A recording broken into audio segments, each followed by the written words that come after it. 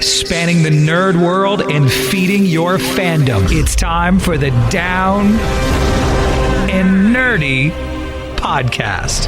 Here's your host, James Witham. When you get a false positive, you always want to check it twice to be sure, right? It's episode 374 of the Down and Nerdy podcast. I'm James Witham. The reason I say that is we talked about False Positive last week, the movie from Hulu. If you haven't watched it yet, let me give you a little bit more convincing. I've got director John Lee joining me this week to talk about some of the other stuff that's going on in False Positive, spoiler-free, by the way, even though it is available now on Hulu. Also got the wonderfully talented Krizia Bajos joining me this week to talk about her voiceover career. We'll talk to her about What the Vox as well. If you didn't remember Jennifer Hale talking about that with me a few weeks ago, Krizia will tell you all about it. Plus, spoiler-free reviews of some big movies this week. Black Widow, got an early review of that for you. Got the Tomorrow War review coming up as well. Going to talk about the United States of Captain America comic from Marvel. So the comic book reviews are back this week and a ton of trailers to talk about this week too. But let's start things off with director John Lee. Let's talk about some False Positive next on the Down and Nerdy podcast. I'm Haley Mancini. And I'm Jake Goldman. And we are writers for the Powerpuff Girls. And you're listening to the Down and Nerdy podcast. Yeah. Hopefully you've already watched False Positive on Hulu. It is eerie, it is creepy, it is amazing, and you might have heard me talk to Zainab Jah last week about playing Grace Singleton. This week I thought we'd catch up with director John Lee, get a little bit more insight into the movie as well. Spoiler free, by the way, so if you still haven't seen it yet and need more convincing, this will help you out with that as well. So here's my conversation with False Positive director John Lee. Hey John, how you doing, man? Good, how are you? Doing very good, man. Thanks for taking the time today. I appreciate it. Of course. So definitely loved the film, but it's very different than the stuff you'd been doing with Ilana Glazer in the past. So how did you all kind of come together to do something completely different like this, like False Positive? It's a lot different than Broad City for sure. It's not totally different from work I've made on my own. And so I had written this 70-page kind of tone poem with Alyssa Nutting, the author, and Lana asked me, she's like, what are you writing? What do you got going on? What do you want to make next? And I gave this to her and she read it and she's like, I want to make it. And I was like, are you sure you want to make this? Because there's weird stuff in this movie. And she's one of those people that is like really adventurous and really willing to go long distances and take big risks to say something beyond just herself. And so I was like, great. You are now my hero. And so like we wrote it together. We turned it into like a story and a little bit more of a structured script than a kind of mercurial kind of dream, moody, kind of depressing kind of experience. Then we went to A24. We just pitched it just to them and they bought it. Excellent, excellent. Now, my wife and I actually struggled with our own infertility issues before being blessed with our family. So I could certainly relate to what Lucy and Adrian were going through in their early stages. So how did you want to tackle those very complex emotions that happen early on in the film? I mean, I had that same experience with my wife. We now have 2 daughters, which is great. But the kind of the first time when you have a miscarriage, it's confusing and confounding. Mm-hmm. And then every decision you make feels like so massive, and I just realized how much pressure is put on in a situation that it shouldn't be. It should be more supported and it should be more talked about. And, like we should have a system and a structure in place that is actually helpful to people and gives them options for what is the path they want to take. There's a lot of paths you can take with fertility, and I have no judgment on any of them, but we need those options and we need the support in those options for people to feel like they have a place that they can trust. And we just don't do that in this society. So that was very important to keep within the movie. Yeah, I feel like a lot of this film actually keeps you questioning what you think you know. So can you talk about how much that perception versus reality really plays a part in the movie? I really wanted to embrace, I think not a lot of men know what it means to be gaslit, right? But I'm going to say most women know what it means to be gaslit. So I really wanted to make you experience that in this movie, that confusion, that debasement that can happen when people are lying to you or not telling you the truth or giving you information that actually makes them the powerful one and not the people making the decision.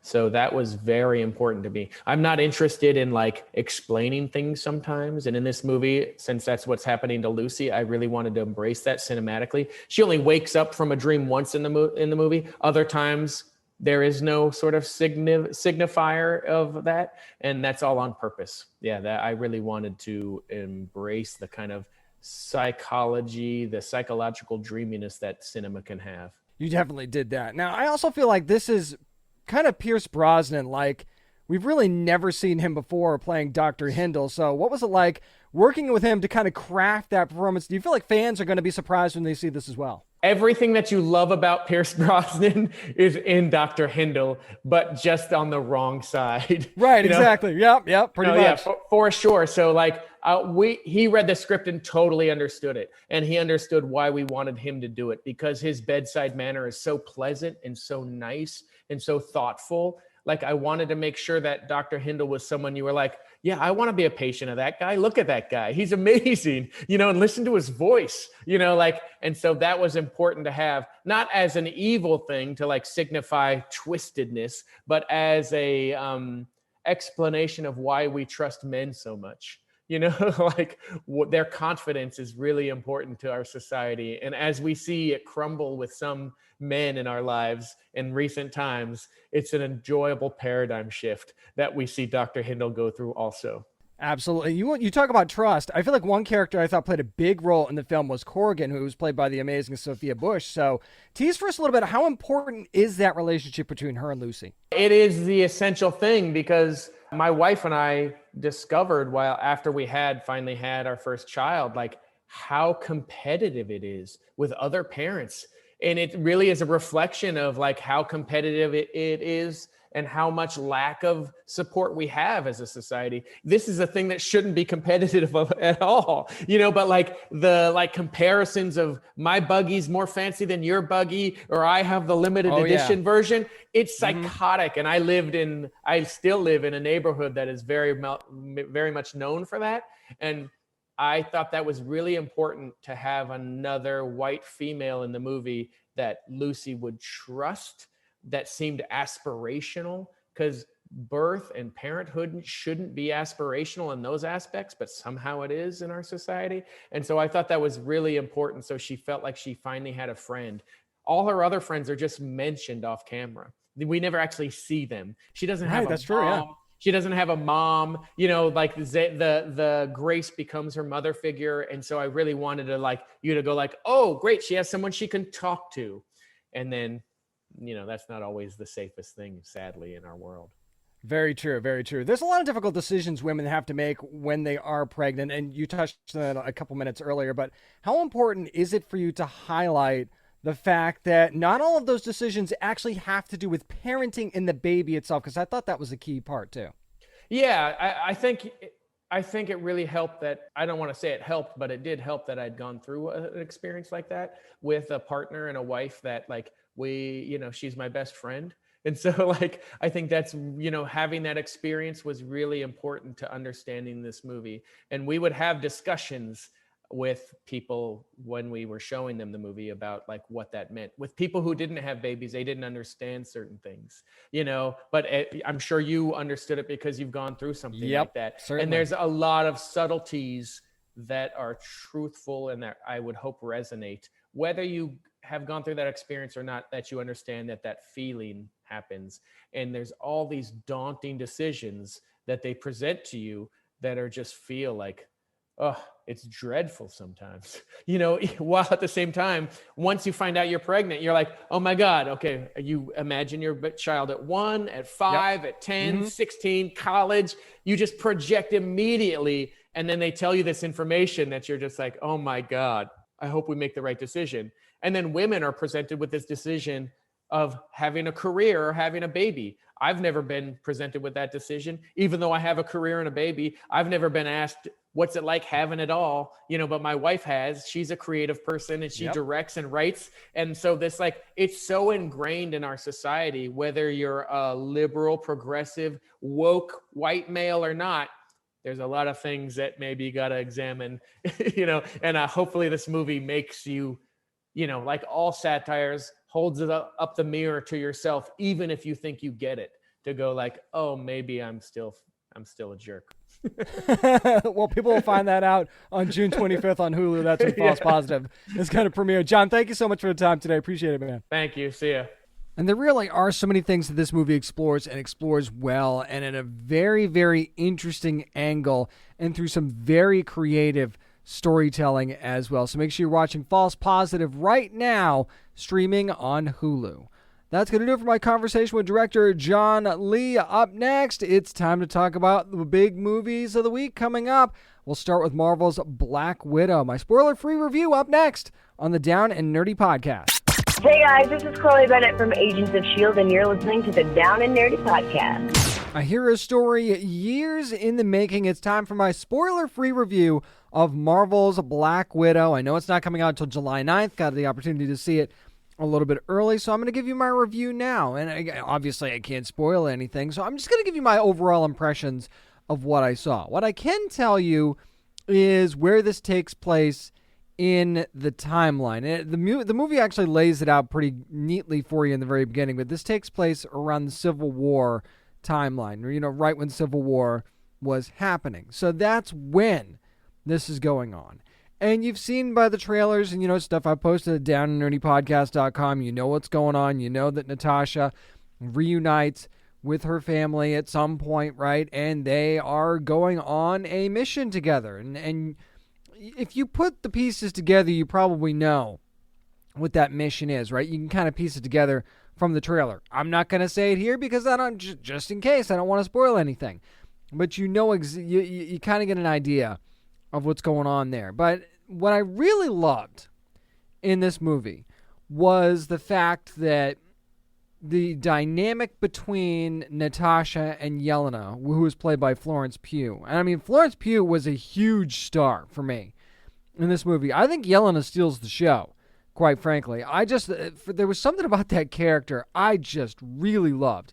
And then when you get Yelena and Natasha together and that sister dynamic that they have, it just works. If you have a sibling, this will work for you, for sure, because the sibling dynamic between the two of them is really, really fun. And I just love Yelena's attitude in general. I really hope that we get to see more of her at some point, because I'm telling you right now, I just loved everything about that character. So bravo to Florence Pugh for an amazing performance. And Scarlett Johansson, obviously, she brings, if you were already a fan of her as Black Widow, you're gonna be a fan of hers in this movie as well. The other thing I thought was really good, there were a lot of good eye-popping action sequences in this movie. There really, really were. I mean, there's obviously some lulls because there's a lot of story to tell here, but the action pieces, when they did come, were big and they were amazing. I will say that for sure. There's a lot of emotions to be dealt with here too. And we dive into the past of Natasha and her family as well, and see, where they kind of got started, and the ground floor of their family, and where they at, and how things actually go with her journey from childhood, and how things went the way they went with her family, and how there will be some difficult emotions and things to deal with there. There's also a couple of pretty good fake outs in this story too, by the way, and I won't even kind of hint at what those are, but there's a couple of really good fake outs that I enjoyed in this movie as well. Now, that's not to say that it's completely perfect, and there were definitely a couple of problems that I had with the movie, and one of them was with the villain Taskmaster. Taskmaster was not as big of a deal in this movie as I would have liked. I think that I understand where they were going with this character and the choice that they made. I will say that. But I was hoping for more.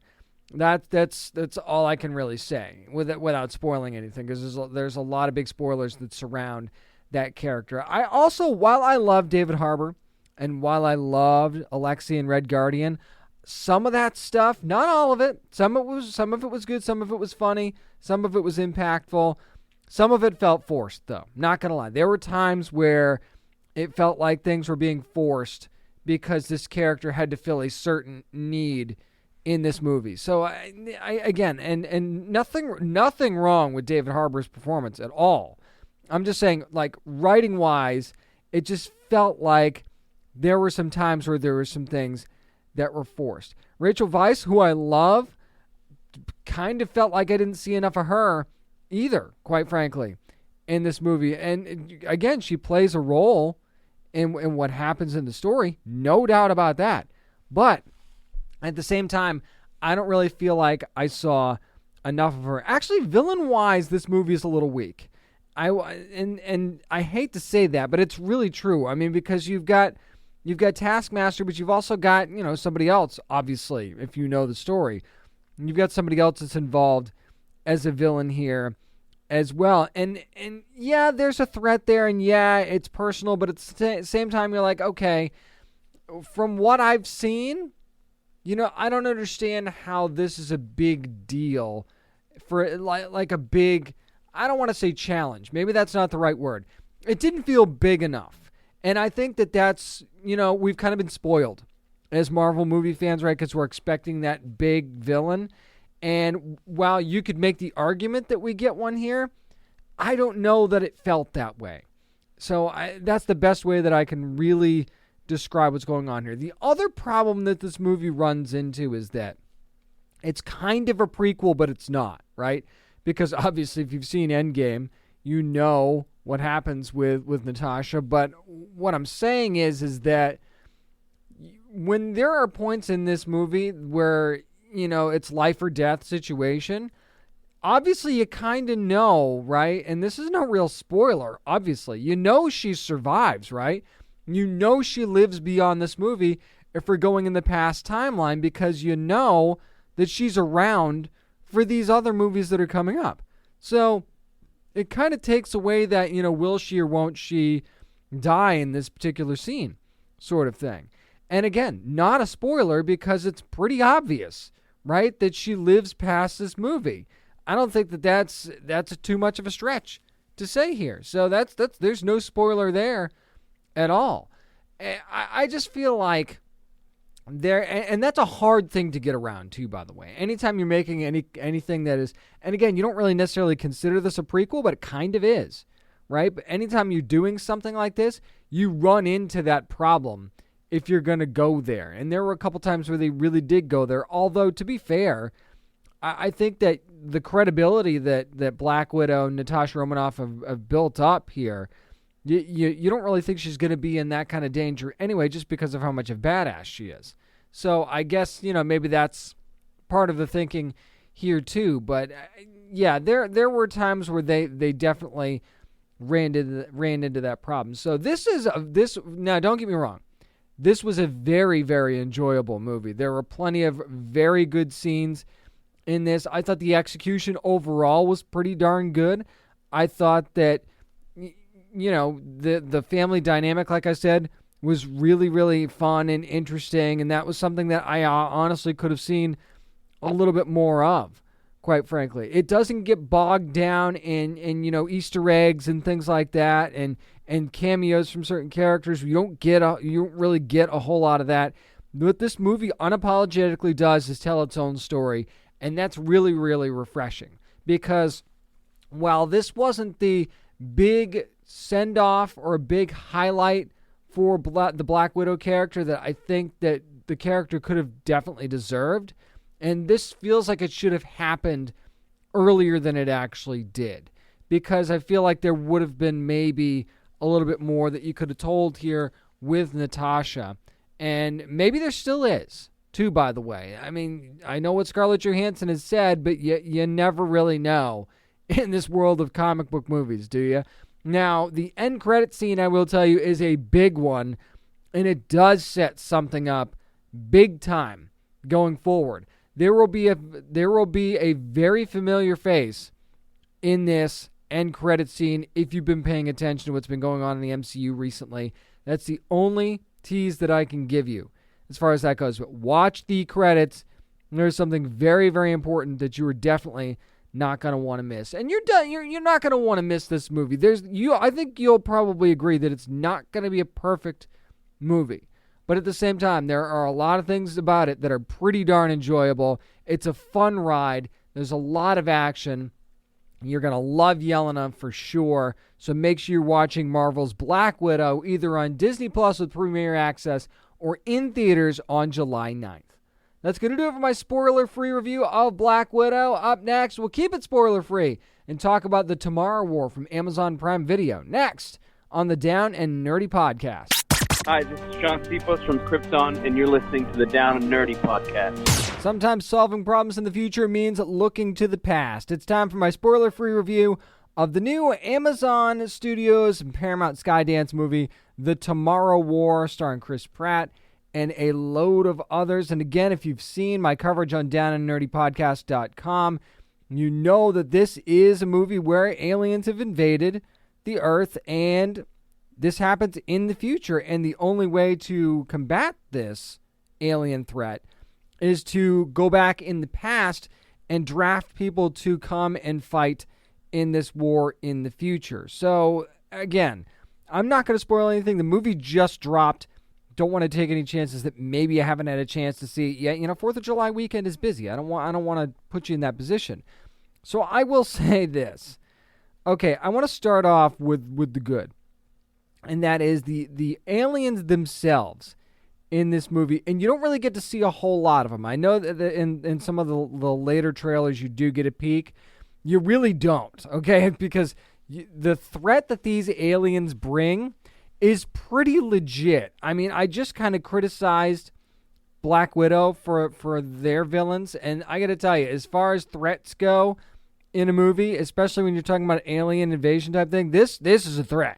Like, this is a legit 100% threat. I mean, there are times where I was watching this and I'm like, how in the world are they actually going to be able to pull this off? How are they going to be able to survive this? Just based on how brutal, what these aliens are capable of, their size, everything. It felt really formidable. If this movie did one thing right, it was that they made these aliens feel dominant and extremely formidable. There is no question about that. Now, other than that, this movie was very, very difficult, and I feel like kind of a huge missed opportunity. You get classic Chris Pratt, right? You're going to get the Chris Pratt that you love and Dan Forrester. So don't worry about that at all. If you love Chris Pratt, you'll still love him in this movie. I'm a huge fan of Yvonne Strahovski, so I was really looking forward to seeing her in this as well. She definitely does not disappoint either. She is very, very good, and there's not a whole lot that I can tell you about her character, but she plays a huge part in the story ultimately. But to me, this movie there's a lot of tropes in this movie. And again, since I'm not doing spoilers, I can't tell you what those are, but it's laden with them, right? There's a lot of stuff that you're going to see that you've seen before in at least some sort of iteration or some sort of roundabout way, right? There wasn't as much originality in this movie as there could have been. There's also, ultimately, and I'm going to skip around here a little bit because one of my biggest frustrations was something that they kind of threw in towards the end about the aliens. And I was like, that's what you're going with? You're going to make that statement and then use that for this? And it felt very forced and thrown in there.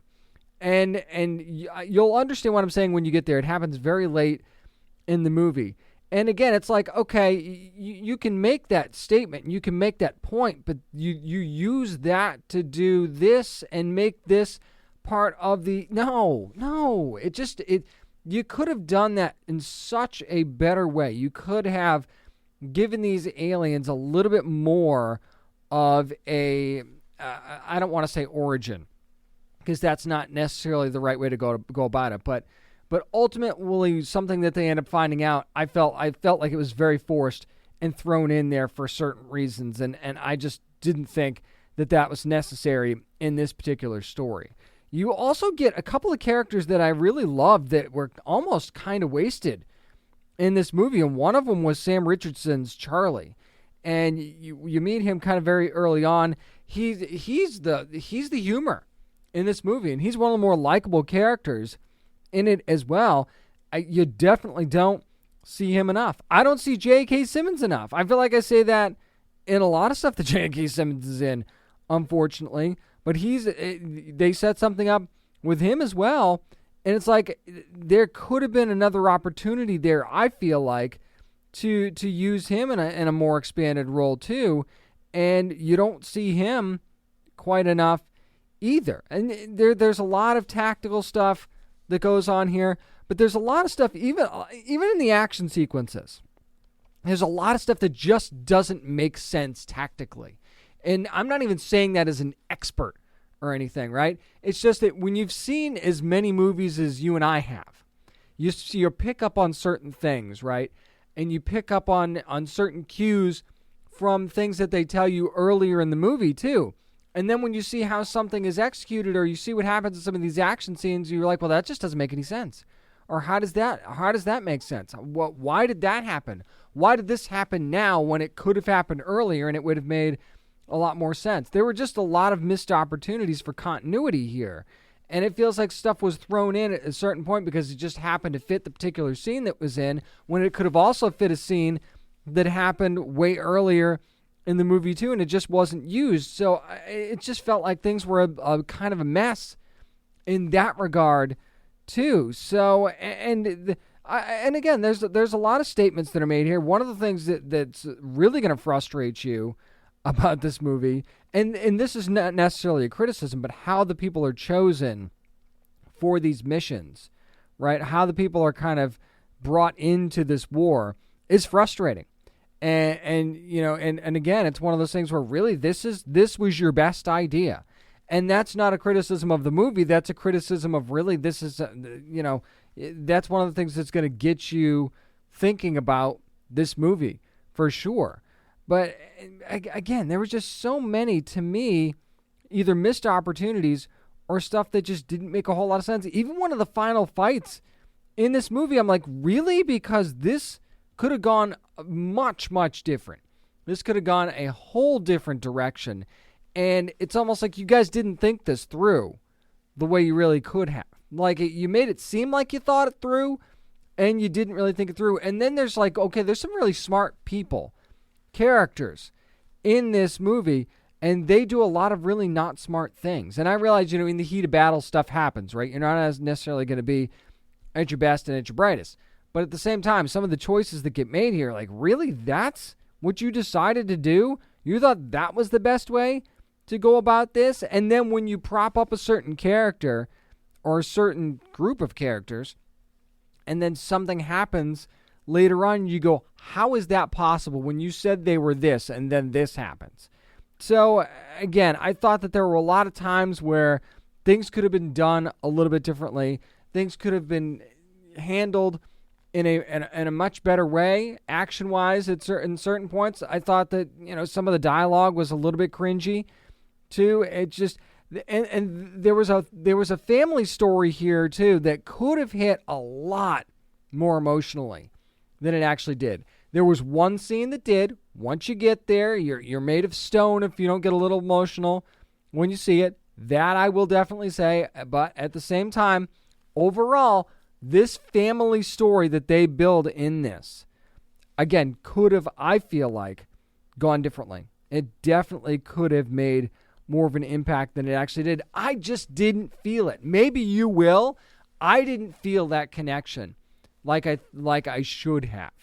And again, I think part of that was some of the choices that were made in the story, not the fault of the actors. So, again, there's certain things that I think you're going to like about this movie. And maybe if you go into it with just okay, it's going to be a cool sci-fi action flick, and I like Chris Pratt, or I like Yvonne, and I'm just going to go with that and just be happy with that. Do that. If you do that, you'll enjoy it a little bit more. I went in with a little bit bigger expectations. I feel like that's why I might have been a little bit disappointed with this one. But hey, check it out, see what you think. Amazon Prime Video is where you can see it. The Tomorrow War starring Chris Pratt and company, available right now on Amazon Prime Video. That'll do it for my spoiler-free review of The Tomorrow War from Amazon. Up next, we're going to talk to Krizia Bajos about her voice acting career and What the Vox. Plenty more next on the Down and Nerdy Podcast. This is Tara Strong, and you're listening to the Down and Nerdy Podcast. If you know anything about the Down and Nerdy Podcast, you know how much we love voiceover talent. You know how much we love supporting them and everything that they do. So if I get a chance to talk to somebody I've never talked to before in the field, I always jump at that chance. And I cannot wait to talk to this wonderful woman. It's Krizia Bajos. Krizia, how you doing? I'm doing great. Good job on my name, buddy. Oh, see, then I can pat myself on the back. Even though this is audio, nobody can see it. I'm totally doing that right now.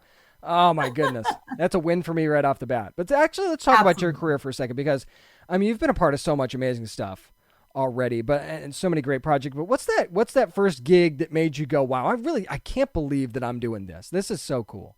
Oh, man. I got to say, my first game, and I didn't know what the heck I was doing. I didn't know what was going on. It was Grand Theft Auto 5. I was one of the townspeople. I didn't know what was going on. But the game that had that moment that you're asking the question about was when I became a sim for Sims 4. Yes. That blew my mind. I was like, full disclosure, I wasn't somebody that I played really simple games. I guess you could call Sims kind of simple, but I played only Nintendo. That's all I played when I was growing up. So I didn't really play the Sims. I didn't know, And so when I got the audition for this, I don't know if it's because I also speak Spanish. I love improv, but I kind of just dove in and went for it.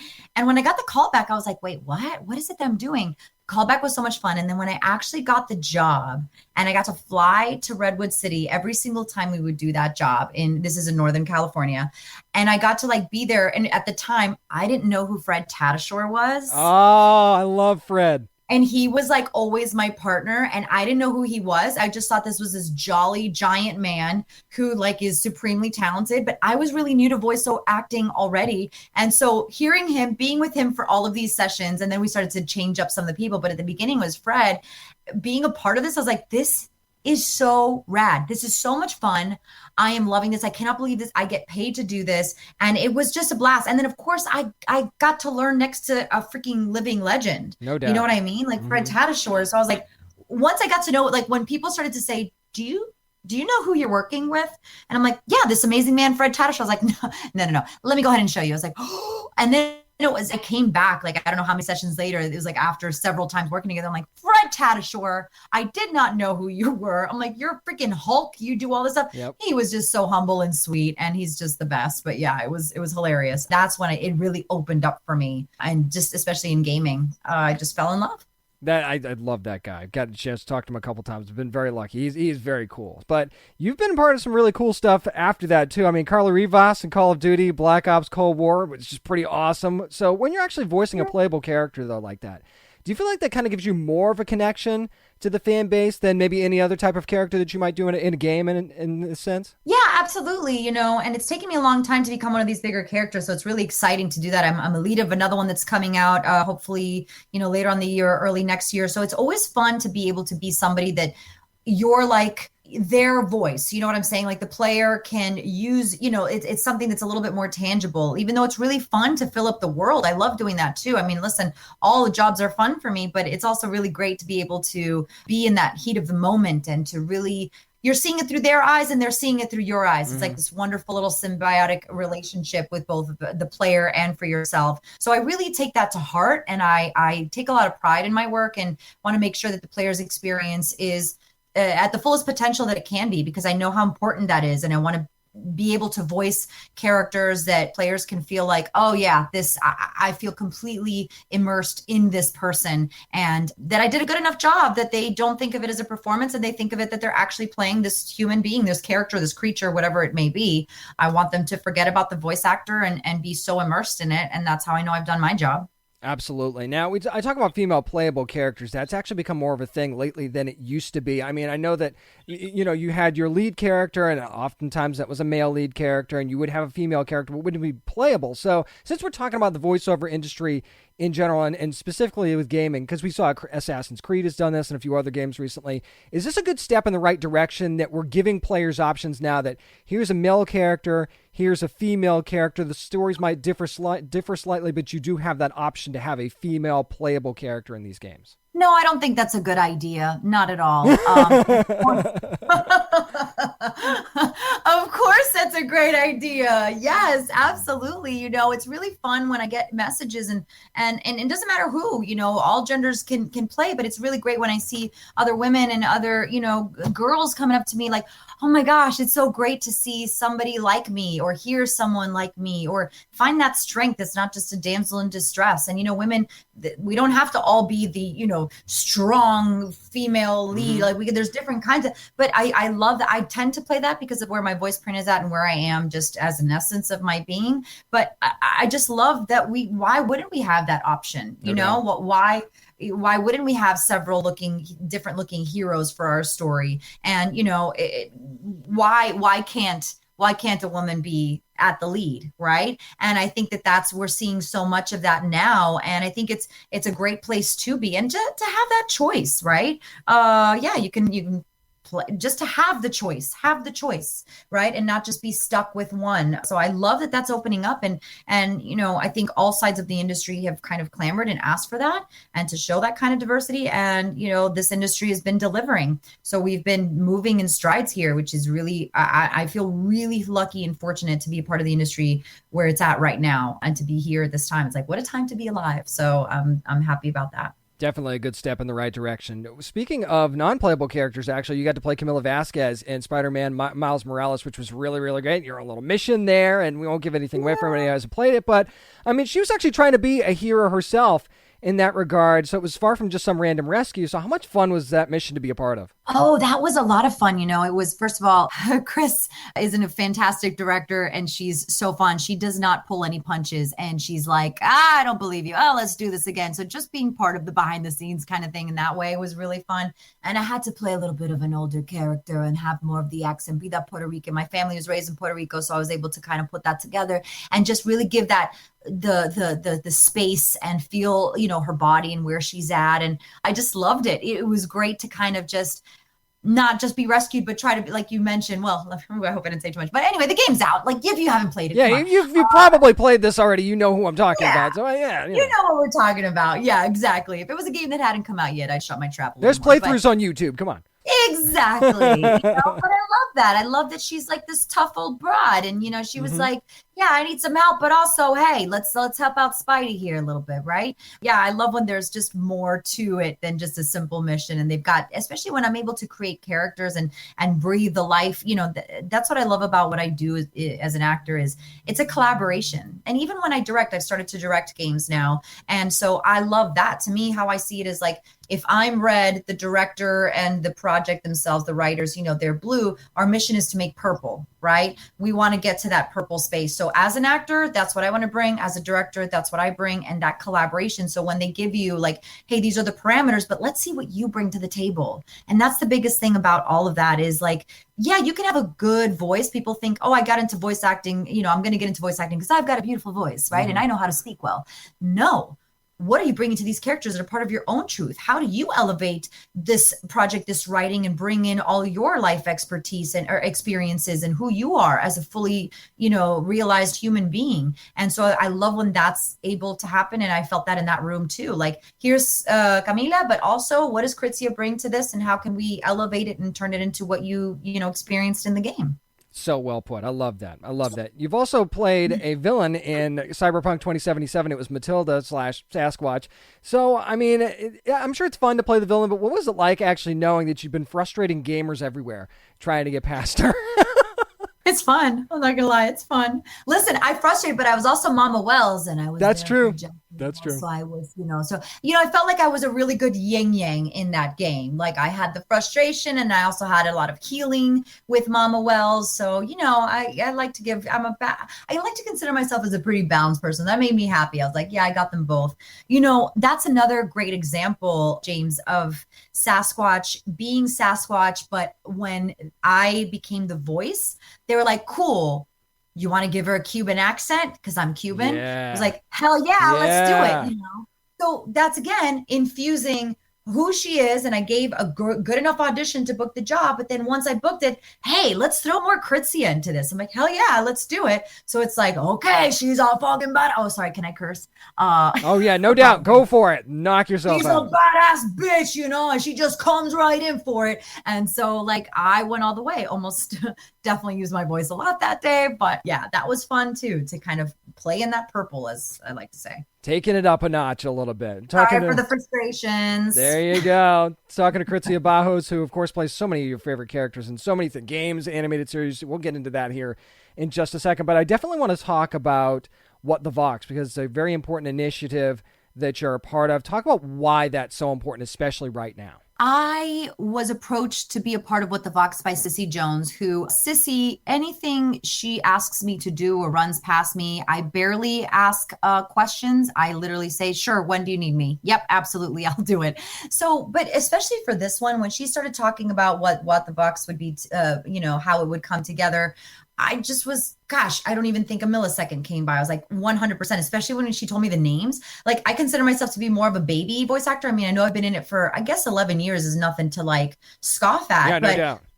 But you know what I mean? Like, you've got people like Jennifer Hale, who I looked up to. And it's like, to be in the same circle as her is like, I mean, I just literally just said that and got chills. Like, it definitely makes me feel like, whoa, I am playing in the big leagues if I'm alongside this incredible woman. And Courtney Taylor. Oh, yeah. I mean, it's just, these names are incredible. And even, I guess, considered more newcomers with Anjali and Carolina, but look at the roles they've played. I mean, these people are like incredible. And let's not even, like Sissy, I don't even have to say anything about her. Delilah, BAFTA, come on.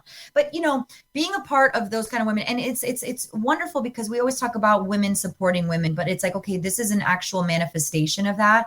And having, we like to all say, high tide rises all ships.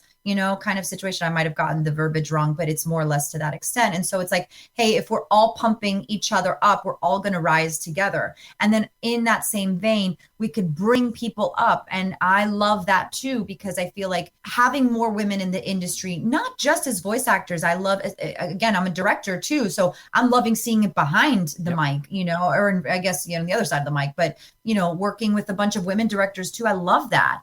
And so we just wanted to see more of that happen and give more, no pun intended, voice to this idea. This is another reason why I started the school that I started with voiceover camp. Like, I love what I do so much that I want to help other people learn about it and like feel like they're, learning from somebody that's actually in it at this moment. So whether it's through What the Vox or through voiceover camp, it's like, hey guys, I'm in the belief that the universe is abundant. We have an abundance here on this earth. And I think what I do is special for me, but it doesn't mean that I'm taking away jobs or other people are taking away jobs from me. It's, hey, if you come up and you've harnessed your something special, by all means, come join us. Like, all voices need to be heard. So come on in, just, can you do the work?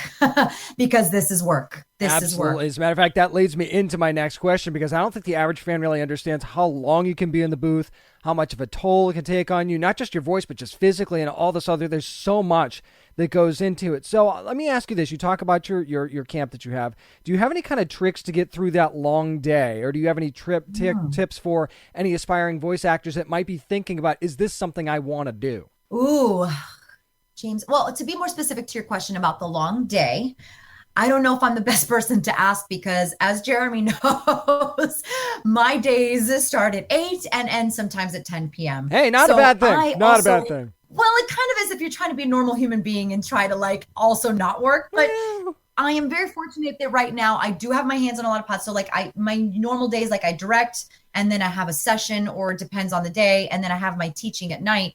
And so I think the biggest thing I would say is, look, I'm someone, I know this might be weird, but I don't drink coffee. I do have a lot of energy. I don't drink coffee. I don't drink caffeine. I do work out. I try to be healthy. Vocal health is really important. As you see, if I've been chugging along here, I drink this, my big old jug of 32 ounces a lot. I think it's just, there's all sorts of health that is in mind for me, vocal health. And if any of you follow me on Instagram, I posted a not safe for work picture recently, but it is my throat, y'all. It is my vocal cords. It is nothing else. But it's like, okay, I'm a vocal athlete. The people that do these, it's truly like athleticism. And so you have to be not just healthy, like what you put into your body, how you keep this machine, this meat packet going, and how good you are to yourself and your body. But it's not just physical, it's also here. How I get through long days, I love what I do. I know that what I do is good work, and I put everything,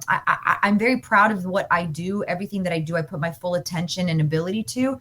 And at the same time, I also have to let things go. So it's like, okay, I'm done with that. I have to keep it moving so I don't get stuck and start to have, we all have those voices in our heads that's like, trust me, I suffered a lot with a ton of insecurities, feeling like I'm not blank enough, literally fill in the blank, pretty enough, talented enough, inspirational enough, interesting enough. I don't care what it is, fill in that blank. And I had it. So a lot of what I do that I think is for any kind of artistic work, but especially in this industry and acting in general, is getting the mind right.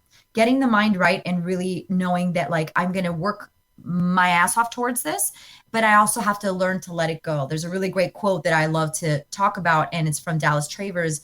And this is something that I love to say because it happened to me and I had to learn how to let go, which is if you attach yourself too tightly to how your dreams unfold, you run the risk of strangling that very dream to death. So I was I want this to look a certain way, and this is what my career is going to look like, and this, that I didn't let it give oxygen to breathe. Yes, put your attention to something, go to classes. That's the biggest thing I would tell somebody, train, but then let it evolve in the way it needs to evolve. James, I had no idea that my life would look like what it did now. And this is beyond my wildest dreams. I came out here with certain goals and I thought if I don't achieve them, then I failed. But when I let go of those ideas and I allowed myself to explore different parts of this industry of acting as a whole, and I got into voice acting, I was like, oh my gosh, this is incredible. And then this world opened up itself to me that I would have never thought of. So that would be my biggest advice. It's not just for long days. I would say for the long journey. And for this is a marathon. This is not a sprint. And again, I've been in this for 11 years. I got into animation only recently in the last 3-4 years, maybe. It took me a long time. I did commercials for a long time. Gaming, I got into after that. Everything takes time. Enjoy the journey. I would never take back that time for anything. I'm so glad it took me this much time because this is so much sweeter now, to be 100% honest with you. I love that. And I hope that anybody that needed to hear that definitely heard that. So Krizia, before I let you go, I know that my son and I are kind of hoping to see Margarita back on the Casa Grandes again soon. But other than that, well, you could talk about that a little bit too. But can you tell us about anything else that's really exciting that you got coming up that you could actually tell us about? Because I know how secretive the industry can be. It is so, and that's I give it up to my publicist, like Jeremy and everybody at Motive, because it's like, it's so hard, to try to promote something that you can't talk about. Oh, I get the emails. I know. It's so frustrating, and I promise you, it is so frustrating on our side too. When we try to talk to developers like, hey, can we anything? It's really tough. But anyways, the things I can't talk about, talking about Margarita, gosh, I love Margarita so much. And yes, she's going to be coming back. We've definitely, we've filmed some more episodes. We've recorded some more episodes. And so more is happening. I love that family, the Loud House family. I'm going to be doing a couple other spots on the Loud House as another character. So I'm definitely in the Nickelodeon family in so many ways. And I'm super appreciative to them because I just have so much fun. Something else that will be coming, but it's not going to happen for a while, is not until next year, 2022. But it's my first series regular role, which is really exciting, for Boss Baby. So that's in the new one that'll be coming out in 2022. But that has been a blast. And I've been working on that for a long time. So that's really exciting. And can't wait for that to come out. Well, that covers both of my kids now. So that will make us, there'll be a lot of you in my house. I can already tell. Oh, nice. Your voice will be a part of my household for sure. But make sure you're following a whole bunch of other stuff that she's got going on. I'm sure there's more that she can't tell us about. But we'll find out about that soon enough. It's Krizia Bajos. Thank you so much for joining me. Hey, 2 for 2, James. You got my name great, yes. 2 for 2. I'm proud of you, buddy. Yeah. It's been a pleasure. Thank you so much. Your questions have been awesome, and this has been a lot of fun. I hope we get to talk again soon.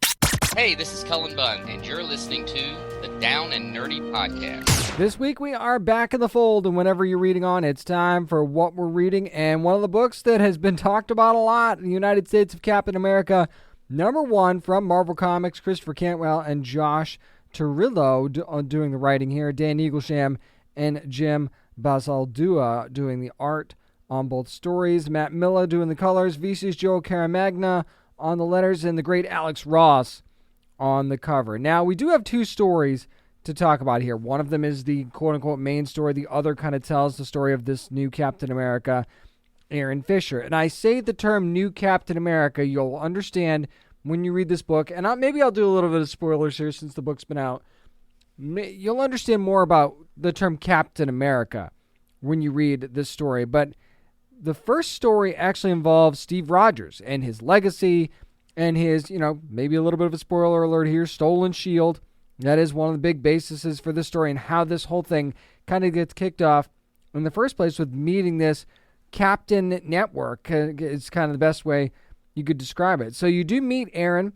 He is a Captain America. He explains why and what's going on and everything. And basically they run into him because they're trying to save this train from this other Captain America who for some reason he's fast and he's definitely got some abilities, but they have no idea who it is. I mean, is it U.S. agent? Maybe. I mean, it's not really clear who it is, and that's the interesting part about this. But we do have Steve and we do have Sam Wilson on the case, so that is the good news. Now, the way this story is kind of playing out is kind of self-explanatory. There's a clear vision for where this is going. There's an objective beyond just the shield, so that it's very, very clear. One thing that's also clear is that if you are triggered by political statements in your comics, then you're definitely going to be triggered by this book, because this one definitely has a couple of them and a couple of big ones for sure. And I'm not going to get into it, but whether you agree with it or not, in this story, it does give you a cause to fight for, and it helps drive the story forward. So it is a necessary element in this story. You don't have to like it, but it is a necessary element in this story. The second part of the story actually is Aaron's story, Aaron Fisher. We get to learn a little bit more about Aaron. Now, it's a bit rushed because you don't have a whole issue to kind of flesh this story out, but his mission is very clear. It's clear what he wants to do, and he's very scrappy. That's one thing that you learn about Aaron. He wants to do good, and he's a scrappy kid, and it's hard not to like the character once you actually get to know him a little bit. But here's the important thing to remember. Not everybody's going to love this book, and that's okay, too, by the way. But there's also a lot of different elements in the story that make it work quite well. If it's not your thing, you don't have to read it. But I got to tell you, there are a lot of great things that work about this book, and the art is one of them. The art in both stories, very, very good in different ways. So, I mean, you could appreciate the art in the story for sure. But again, if you can agree with the statements or you cannot. But I have a feeling that if you read this book and this is your thing, this is really going to be your thing. But don't not read this book because you're worried about what the politics of it might be. Read this book because I think that you'll be very intrigued by where the story is going, and maybe, just maybe, you'll look at a little bit of a different perspective on things as well. So the United States of Captain America #1 from Marvel, definitely worth a read. Here's something that I was going to actually talk about last week, didn't get a chance to, and that is Parasomnia #1 from Dark Horse Comics, written by Cullen Bunn, Andrea Muti doing the art and the colors for this one, and Simon Bolin on the letters.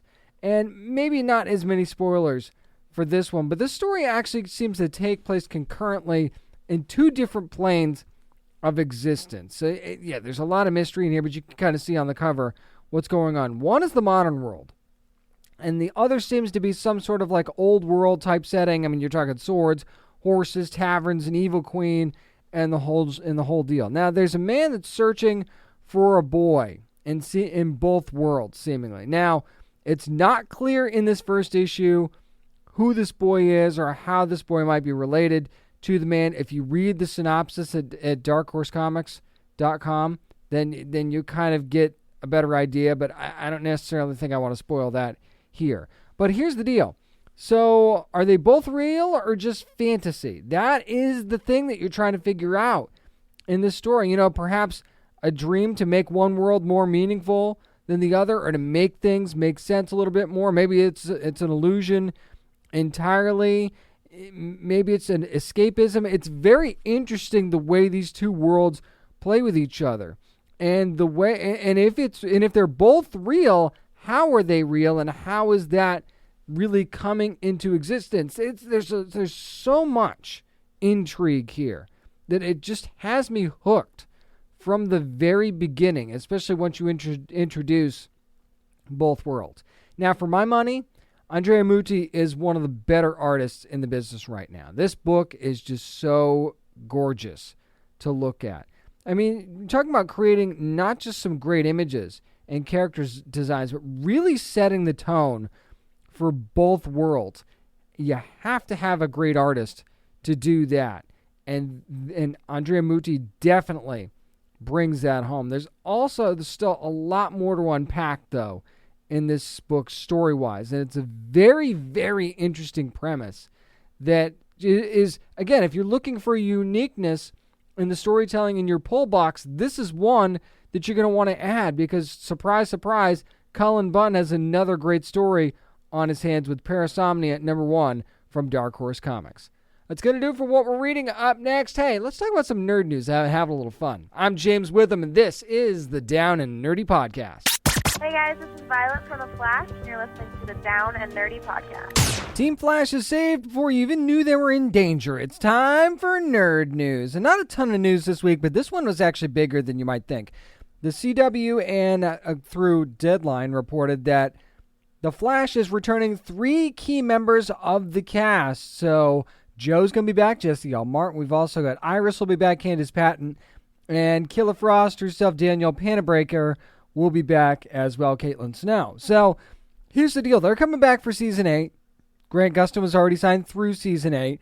But their contracts, the 3 I just mentioned, were up at the end of the season. And you're talking about a show that already lost Tom Cavanaugh, that already lost Carlos Valdez, right? So they were looking at losing, the rest of Team Flash? Almost all Team Flash, anyway. That probably would have been very difficult. And some of those roles you might have even had to recast, right? I mean, at least Iris. I don't know how you could have the Flash without Iris or how they would make that work. So this was a key moment in the Arrowverse. I'm still calling it the Arrowverse. You can call it whatever you like. Because the Flash is now the senior show on the roster, right? And if you lose those 3 members of the cast, that would have been a big deal, and how that would have changed the show in its latter stages. And I mean, I'm not saying that Season 8 is going to be the last season, but I can't see them going past 10. So you'd have to figure out a way to tell a new story, right? And let's say they would have killed off Iris. Well, then what do you do after that? Because you're going to have, you think Barry was messed up before with some of the other stuff that's happened to him. That would have really messed him up. So it would have been interesting to see what would have happened if they did not return. But I got to say, I'm just happy that the band is going to be somewhat back together when Season 8 premieres on the CW in November.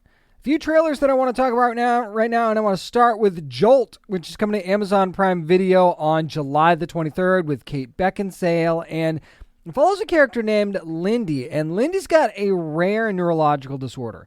She's got these rage-filled murderous impulses, is what's called in the synopsis, and it stops when she shocks herself with this electrode device, right? That was given to her by Stanley Tucci, by the way, or Stanley Tucci's character, I should say. And Lindy's played by Kate Beckinsale, so if you want a kick-ass female lead, look no further than Kate Beckinsale, right?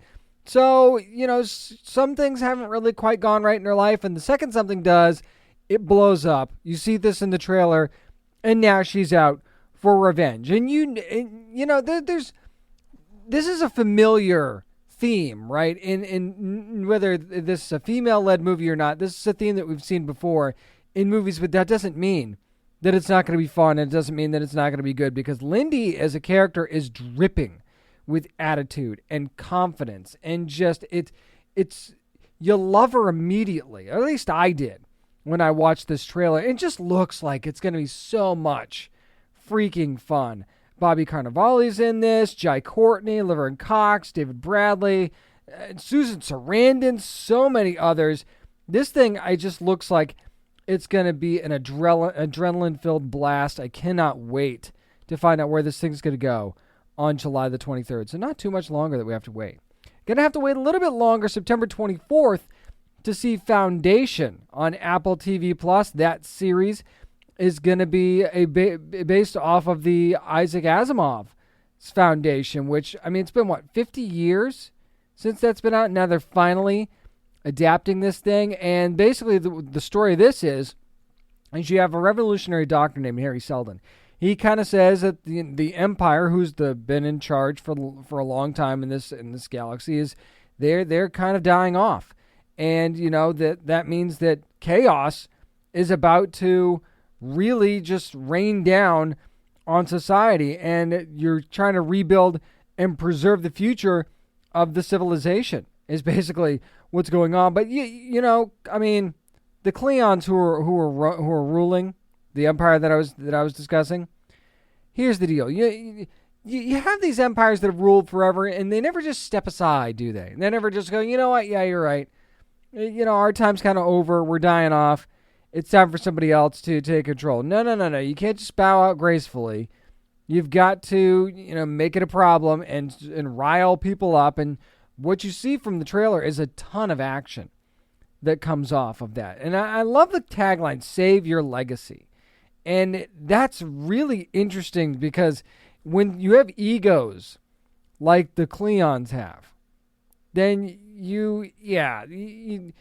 it's going to be hard. That's a hard sell because you feel like you're going to be around forever, right? And they have been. I mean, their line is ruled forever. So in a certain manner, it's like, okay, then why step aside at all? But this really almost feels like a sci-fi Game of Thrones in a way. It looks like it could be that big, that cool, and that important. And you've got this, this rebel on Dr. Harry Seldon who says he's not one. But you know what? You kind of, that's a label that gets put on you, right? You earn it in a certain respect. So you've got Jared Harris, Lee Pace is going to be in this, Lou Lobdell, also Leah Harvey, and so many more. They're going to be a part of this series. Really looking forward to seeing Foundation when it hits Apple TV Plus in September. Really quick, I also want to talk about Chapelwaite, which is coming to Epix in August 22nd. To be exact. Adrian Brody going to be the lead of this thing, and man, does it look creepy from the trailer, right? Now, the synopsis might sound a little familiar because it follows Captain Charles Boone, who's played by Brody. He relocates his family, his 3 kids, to his ancestral home in a small town in Maine after his wife dies at sea. And, obviously some creepy stuff's going on at this house. We're going to have to find out the secrets of his family and kind of fight off the darkness that is involved there within. So, I mean, it sounds kind of Lock and Key-ish, which makes sense because this is based on Stephen King's short story of Jerusalem's Lot. And, of course, Joe Hill, who's the son of Stephen King, is responsible for Lock and Key. So, similar themes here, not exactly the same, quite frankly. And Chapelwaite certainly looks much more intense than Lock and Key, at least up to this point. Anyway, but if you're looking for something to compare it to or something that you're like, oh, well, if you liked this, you might like this. That's my closest comparison that I could give you. But man, does this thing look eerie. And then you have the kid in the trailer that says, "Daddy, are we safe here?" And you're like, based on what I've seen, I don't know if you're safe here. So we didn't get that answer, but hopefully we will get that answer August 22nd when we see Chapelwaite on Epix. Finally, I wanted to talk about the new My Little Pony movie, which is going to be coming to Netflix, by the way, on September the 24th. It's going to be My Little Pony, A New Generation. Now we know who the main cast is going to be. Pun absolutely intended there. You got Vanessa Hudgens, who's going to be Sunny, Kimiko Glenn, who's going to be Izzy, James Marsden is Hitch, Sophia Carson is Pip, and Liza Koshy is Zip. And basically what happens here is that Equestria lost its magic. I know. Gasp, right? So now we've got Earth Ponies, Unicorns, and Pegasi, which apparently is the plural for Pegasus. I didn't know that until today.